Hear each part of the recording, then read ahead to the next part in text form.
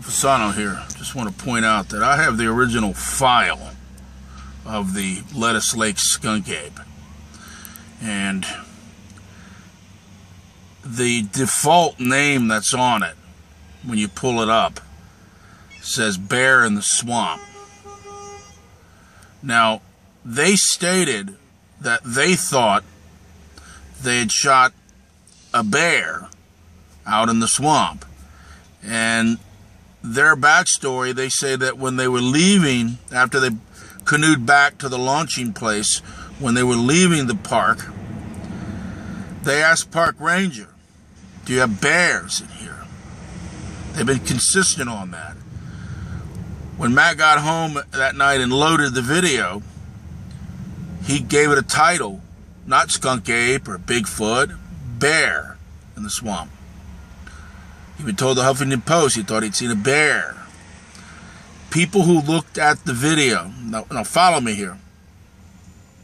If you go on the Bigfoot forum, you go on some of the big blogs, you go on Cryptomundo, and you read what people who are experienced at looking at hoax videos, fake videos, all the earmarks that are there, as Phil Poling says, the bad acting, the cheesy, cheap monkey suit, the everything about it, the way it moves, like it's trying to mimic the Patterson film or whatever. There's a litany of things that are trademarks of hoax videos that were absent from this one. Now that may give you some clue as to the real motivation of the BFRO for going on a personal attack on at least one individual and attacking individuals like Justin where there's no evidence that he was with Matt that day in the canoe. Nothing places him in that canoe. They could no more place Lee Harvey Oswald on the 6th floor of the school book depository than they could place Justin in that canoe. He was just with someone, we don't know who. He only said his friend. He has more than one friend.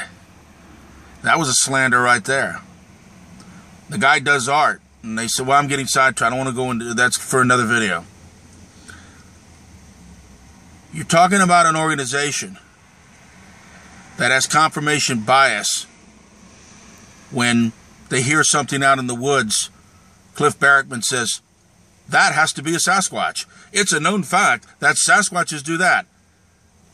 And then people all along go, wouldn't it be wonderful if somebody actually got a real decent video, finally? Well, someone did.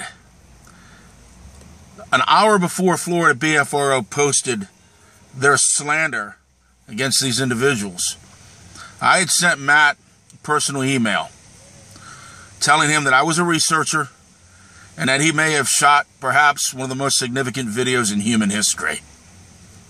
And to please contact me.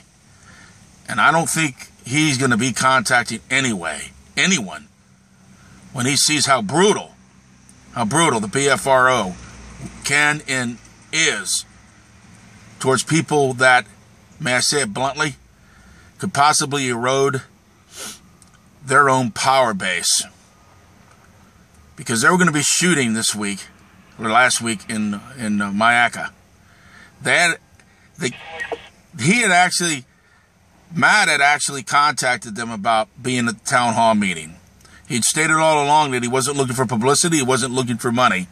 They followed up on that request, and they never heard from him again. And he's been consistent about saying, I don't want money, I don't want publicity. He wanted to be left alone. He sent it he sent the original file to the Florida BFRO, to Sean Evidence, and to the Huffington Post. And in all three instances, he stated in his email, he wasn't looking for anything. He wasn't looking for a follow-up, and he wasn't looking to be contacted, and he certainly wasn't looking for people to start digging into his life, his personal life, and demeaning him, and insulting him, and slandering him. No one has brought up the issue of the video except me and Daniel Perez. Everyone has been consistent. It's intriguing. It looks good. It's this and that. All of a sudden, a couple of guys that play in a rock band make or film the best hoax video ever done. Anyway, I think you know where I'm going with this. I really have trouble turning this thing off, don't I?